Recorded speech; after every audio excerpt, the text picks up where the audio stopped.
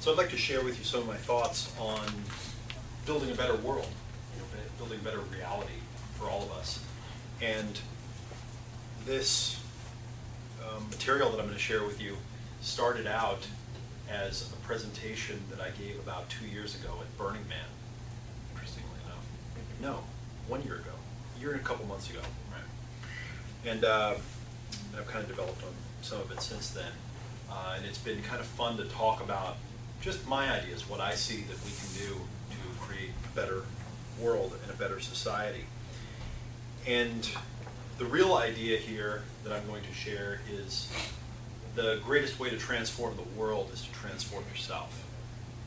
Like really the fundamental way to transform the world is to transform yourself, but not just haphazardly or randomly, to do it in a specific way, in a specific order, and using a kind of a specific path and mindset.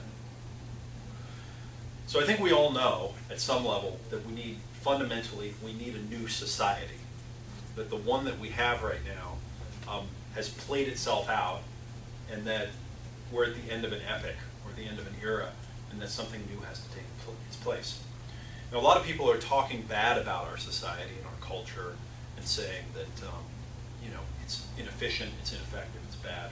And my perspective on it is that our culture, our society, our education system, our general way of being right now isn't bad. There's not that there's something wrong with it. It's the way that it is, and in fact, it's really a miracle. And if we were to go back 100 years, or go back 1,000 years, or go back 10,000 years, and then look at what we have now, look at the great developments that have happened all around the world, the transformation in literacy, in the conveniences and the comforts that we have in expanding lifespan. I think that if we could really see it through that perspective, we'd realize that there are miracles that are happening now.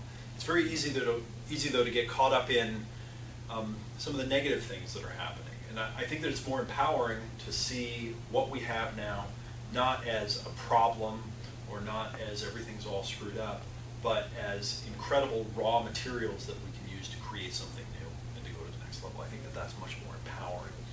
Now, we do have some challenges. We do have some things that could really be thought of as problems, and that if we don't address them, they're probably going to create big issues for us down the road. But I think we need to take those kind of in stride and realize that if we make ourselves very powerful and we transform ourselves, that we'll be able to deal with them as a group. Right now we're talking here, we're having a conversation in America, and America is spectacular. I actually really think of America not as a country, but more as an experiment. Right? I think of it as the Great America Experiment. Okay, this is what you get when you take a group of the most adventurous, novelty-seeking, outgoing people from around the world, and you make a place where they can all come and they can experiment with a new way of living, a new way of culture of creating society called freedom. Okay, in a new time where human rights were first being considered. The Bill of Rights, the Declaration of Independence, these things, they have words in them that now we look back and we go, well, that's kind of obvious, but then they were revolutionary. This idea that we each had human rights and that we individually deserved to have success and be able to pursue happiness. This was revolutionary thinking back then. And in fact, when our country was founded, when America was founded, there was still slavery. So it was really rights for some and not for all. And then we realized over time, oh, I guess we actually really have to do this freedom thing. And freedom is an idea. Okay, it's not a natural, like in the big sense, a natural human right that we get when we're born. It's something that we humans created as an idea, and then we made it into the reality of it being a right.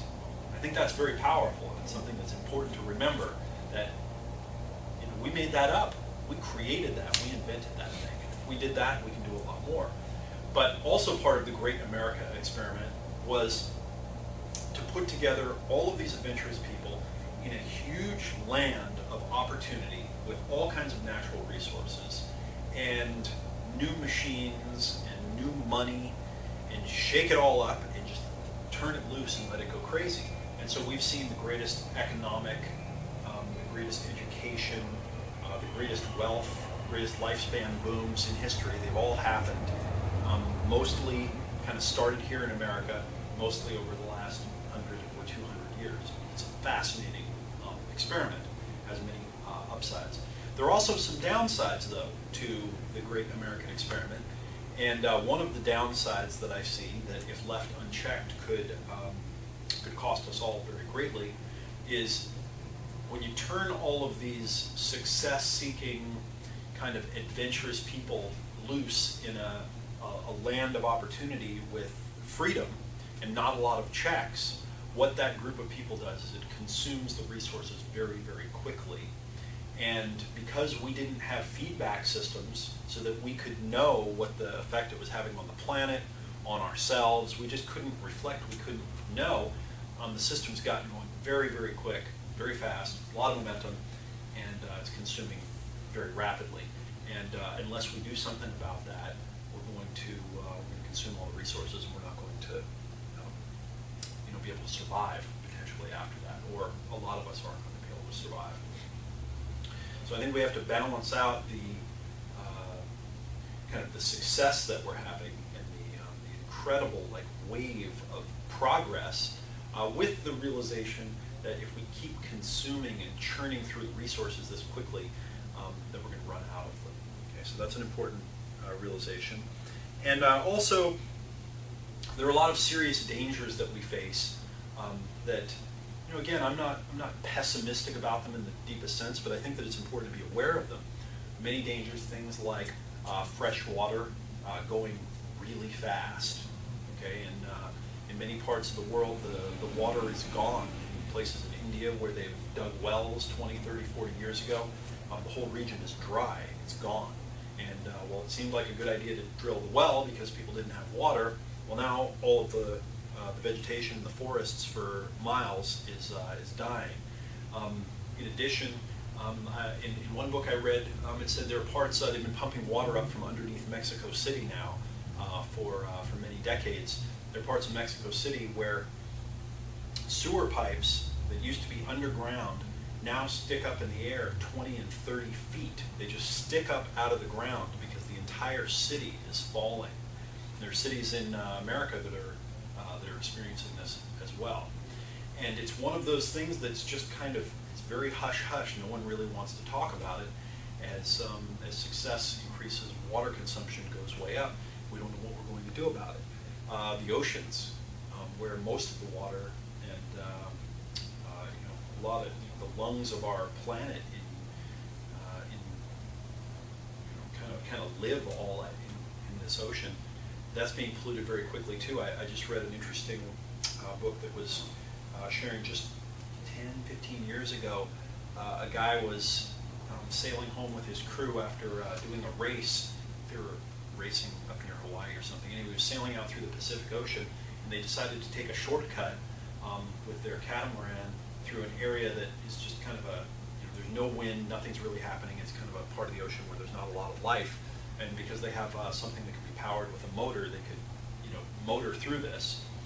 And when they got out there, they were blown away by what they found. This huge area full of this giant swirling mass of plastic. Okay, so it's trash cans and plastic bottles and diapers and a million other things. Some places it's as deep as 100 feet thick in the ocean. And this area is twice the size of Texas. Okay, so it's massive, this huge, kind of floating plastic dump. And there's some parts of the ocean where there's more plastic than there is life. And so this is a really big deal because no one knows what we're going to do about it, and most people aren't aware of it. Topsoil is another big issue that we're facing right now. It takes thousands of years to create some topsoil. It only takes a few minutes to rip up the trees and then have one rainfall, and all the topsoil runs into the river and then runs out into the ocean, and then it's gone. And and we're using topsoil very, very quickly. And there are many other issues like this. I mean, the big ones that we're aware of are things like climate change and pollution, but there are, probably 10 or 12 really solid changes that we're facing that are very serious that we don't know what to do about, and critically, most people aren't aware of. Now, all these challenges that we face, they're emergent. Okay, they weren't intentional. When I say emergent, I mean they're a property that comes from many, many humans all doing certain types of behavior, not consciously to create that outcome, but when they all do it, that's the outcome that happens. So they're emergent, they're complex, and they're all interdependent. They're related to each other. So they operate in a big matrix. So it's a big challenge to solve all these things. And in fact, I think that we're going to need a different type of mind, not only a different type of society and culture, but a different type of mind and different types of ways of collaborating in order to solve these huge problems and to manage the ecology of the planet. So that's like way zoomed out and looking at the big picture. Right? So what can we do as individuals to make a difference? Okay, because I think that it has to start at the individual level. Just as your body, kind of the individual unit of life, is the cell. If all of your cells in your body are healthy, okay, they can then create tissues that are healthy and organs that are healthy and a human that's healthy. If your individual cells are unhealthy, you're going to have a hard time being a healthy human. So we got to go to work on the individual cells to create the emergent, healthy individual human. And I think of the almost 7 billion of us that are alive right now that we're all connected up and we no longer live in tribes of 100, 150 as our unit, now we live in a tribe of 7 billion. We have to make each of us ultra healthy, and then we can group together to create what would be the analog of a tissue, and then group together and create the analog of some type of an organ, maybe into cities and countries, and then to create a global society that's healthy.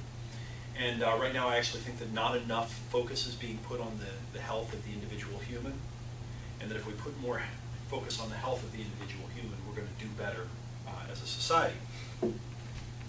So step one, I think the first thing that we need, and what I'm going to do right now is I'm going to give you 5 insights that I have that I've kind of observed over the last few years that I'm going to put into invitations, framing, and I'm going to speak to you, and I'm going to use kind of a strange voice. And what I'm going to try to do is I'm going to try to be the voice of all of us right now. Okay?